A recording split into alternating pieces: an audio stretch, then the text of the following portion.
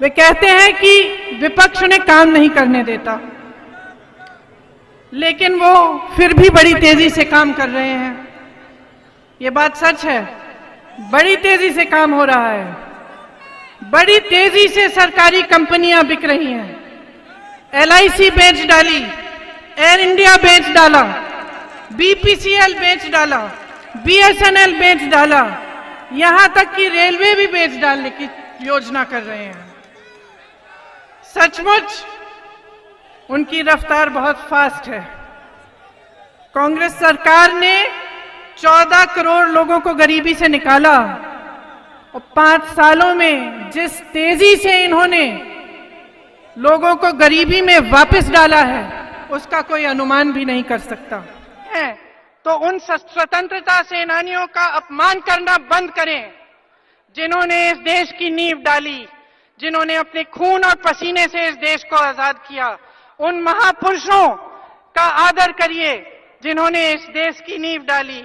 अगर आप राष्ट्रवादी हैं तो चुनाव के समय पाकिस्तान की नहीं, हिंदुस्तान की बात करिए।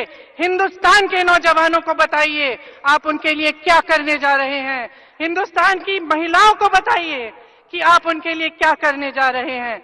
हिंदुस्तान के किसानों के लिए कहिए कि आपने कौन सी योजना बनाई है। गरीबों के लिए बताइए आप उनके लिए क्या करेंगे। अगर आप राष्ट्रवादी हैं तो जब देश भर से नंगे पांव हजारों की तादाद में, लाखों की तादाद में किसान आपके दरवाजे तक आए तो आप उनसे मिले क्यों नहीं?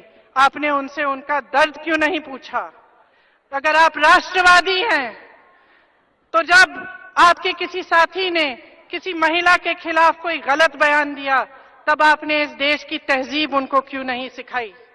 अगर आप राष्ट्रवादी हैं तो धर्म के नाम पर जब किसी की निर्मम हत्या की गई तो उनके हत्यारों को सम्मानित करने के बजाय आपने उन परिवारों का दुख क्यों नहीं बांटा? अगर आप राष्ट्रवादी हैं तो उस लोकतंत्र का आप आदर क्यों नहीं करते जिस लोकतंत्र ने आपको सत्ता दी?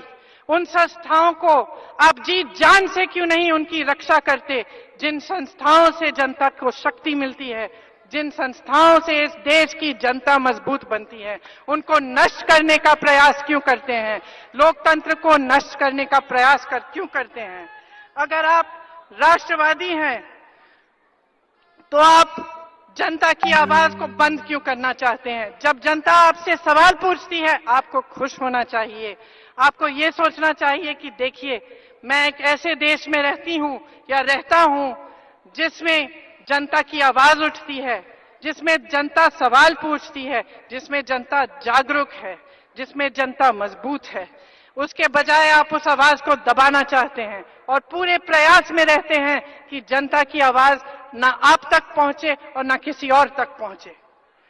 अगर आप राष्ट्रवादी हैं तो उस जनता का नमन करिए जो आपसे सवाल पूछती है, जो आपसे ये कहती है कि मेरे चुनाव में मेरे भाषण लेने आते हैं, मेरे से बात करने आते हैं, तो काम की बात करिए, मुझे बताइए मेरे लिए आप क्या करेंगे।